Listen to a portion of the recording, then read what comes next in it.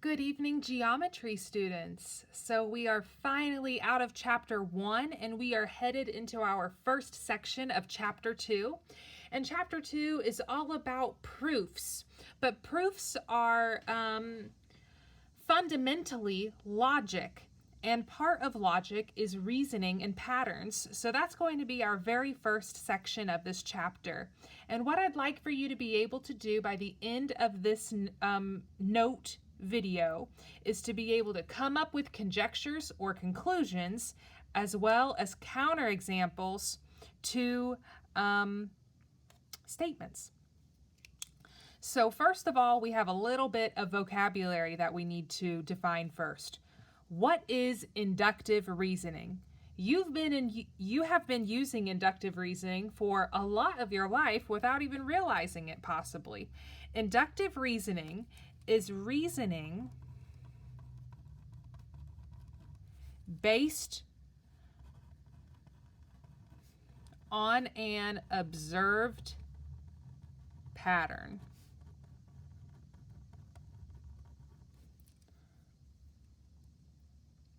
So when you figure out what you think something is going to happen because every single time your dog is hungry, it does this. And so you've observed this pattern, and so then you think your dog is hungry because it did something. That's kind of what that is. It's a pattern that you can draw a conclusion from. A conjecture is a conclusion you reach by using inductive reasoning.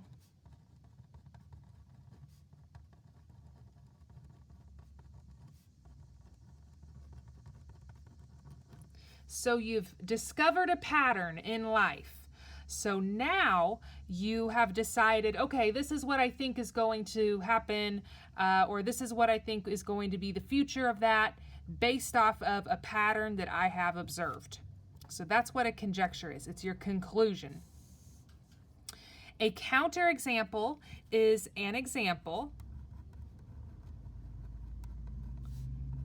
that shows a conjecture is false. So if you realized, I don't know, like if you noticed that a lot of people who drive red sports cars drive fast, you might say, oh, if you drive a red sports car, you drive fast. But all you have to do is find one person who drives a red sports car who does not drive fast. And then that's a counterexample to show that your conjecture is false. So let's go ahead and look at some patterns and see if we can figure out future terms based off of what we see in the pattern.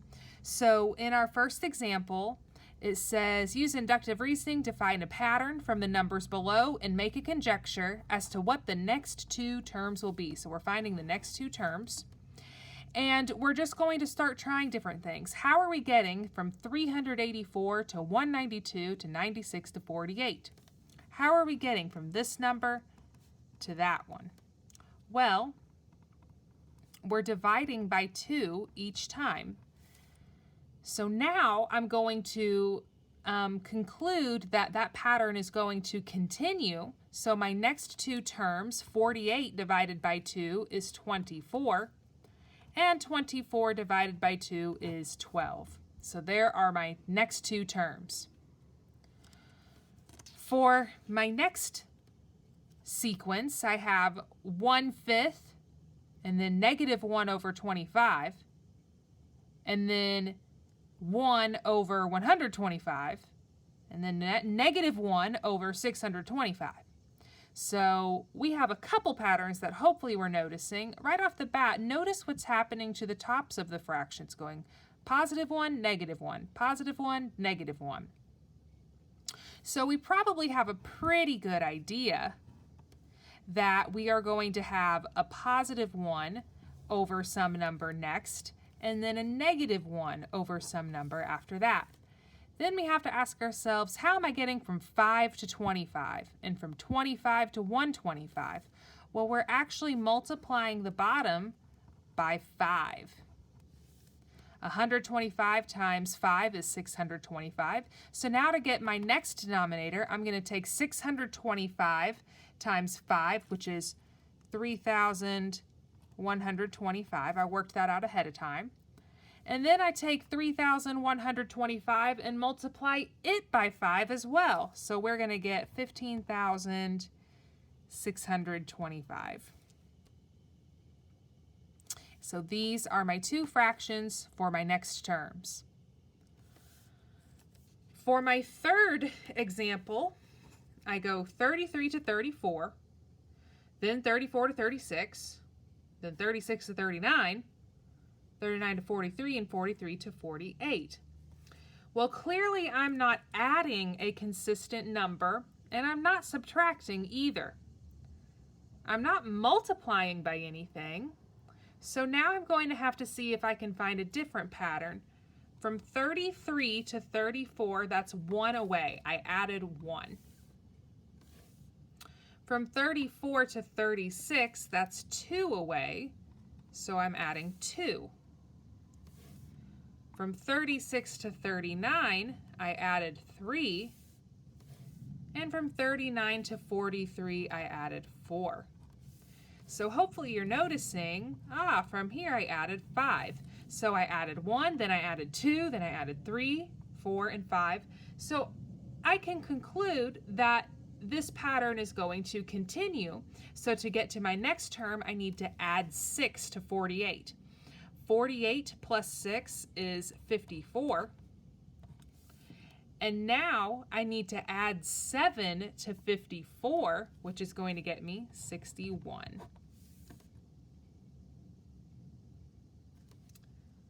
Alrighty. We can also have word problems with patterns in them as well. So here it says the price of overnight shipping at a particular company was $8 in 2009, $9.50 in 2010, and $11 in 2011. Use inductive reasoning to make a conjecture about the price of overnight shipping in 2012. Alrighty, well what we can do is first of all organize our work a little bit more clearly. I'm going to organize this in the years. So we have 2009 to 2010, to 2011, and then to 2012. Then I'm going to correspond the prices with them. So it was $8 in 2009, $9.50 in 2010, and then $11 in 2011. Okay, so now that this is more lined up in a list, I can see it a little bit easier. From $8 to $9.50, that went up $1.50. And then $9.50 to $11 also went up $1.50. So I can conclude based off of this pattern that I think that to the next one, if I were to add $1.50, then in 2012, it would likely cost $12.50 for overnight shipping. So notice all we're doing is recognizing a pattern, be it numbers or prices or any number of things that we can find a pattern in, and then drawing a conclusion under the assumption that the pattern that we found is correct and will continue. Okay. Let's look at a couple more. This one says, what conjecture can you make about the 25th term in the sequence? And notice it goes 1, 2, 3, 1, 2, 3. Well, I bet that it's going to continue going 1, 2, 3, 1, 2, 3. So I'm going to list this out a couple more times. I have 1, 2, 3, 1, 2, 3, 1, 2, 3, 1, 2, 3. Now, one strategy that you can do is you can absolutely list this all the way out until you have 25 terms. Sure, you can absolutely do that. Not ideal, though. So another thing that you can look for is determine if there's a shortcut that you can find. Notice how this pattern is grouped in 3 terms consecutively. 1, 2, 3, and then the pattern repeats. 1, 2, 3, and then the pattern repeats. So the 3rd term, the 6th term, the 9th term, the 12th term, all of these are going to be 3. I can then figure out what the 15th term will be, the 18th term will be, because it is a multiple of 3, and 3 is the solution for all of my multiples of 3. Well, I can say that 3 times 8 is equal to 24. So after 8 of these little groupings, I would get 3 for my term number, or my term, I should say. So I need to go 1 past that. So if I had ... let me do it like this. 1, 2, 3. Okay. And I'm saying this one is 3 is my 24th term. How can I figure out what my 25th term is? Well, go 1 past this 3. So now I know my 25th term will be a 1.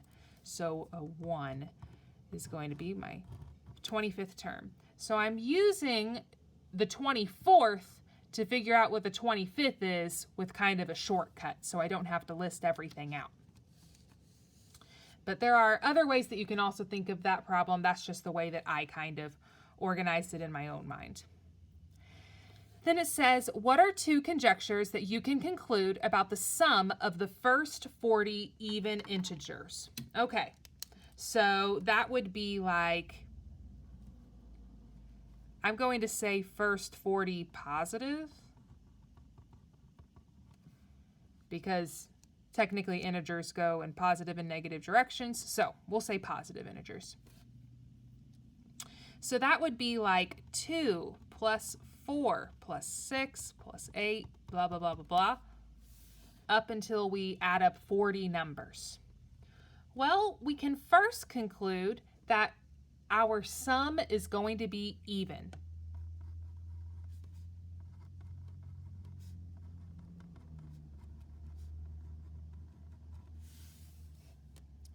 We can also conclude, since we're adding up 40 numbers, our sum is definitely going to be greater than 40.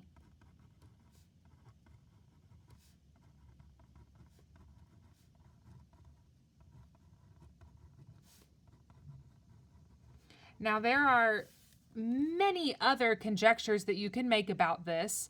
These are just 2 examples, but there are others that you could come up with on your own. The last thing that we're going to do in these notes today is talk about counterexamples. So counterexample, one more time, is when you have made a statement, you've come up with a conclusion, and it's actually wrong, but in order to prove that it's wrong, you have to come up with an example that shows that. So in this first example, A, it says 2 complementary angles are not congruent. Well, first of all, complementary means add to 90. Congruent means same measure. So we need to figure out if there are 2 angles that are the same measure that can add to 90 degrees. Well, there is a special number that works for that, and that's 45 degrees. 45 degrees plus 45 degrees is going to be the counterexample to this statement right here. The next one says, all prime numbers are odd. Remember, a prime number is only divisible by 1 and itself, but there is actually an even prime number out there, and it is 2. 2 is prime and even. In example C, it says, if an animal is green, then it is a lizard. Well, we have to come up with a counterexample of this. So can we come up with a green animal that's not a lizard? Well, there are these very bright tropical birds called parakeets, and many of them are green. Parakeets are green animals that are birds, thus not being lizards. So there is our counterexample to that. The last example is when you multiply a number by 2, then it is divisible by 4. Well, there are lots and lots of different counterexamples for this. I'm just going to give you a quick and simple one. If I took 2 times 3, that gets me 6. Well, 6 is not divisible by 4. So notice it only takes one counterexample to disprove or to falsify a statement. So once you find it, you're golden and you have proven that conclusion false. That's it for today's day of notes. Hopefully you're catching on to the patterns and the logic behind it, and we'll be practicing with these skills more in class later. Bye.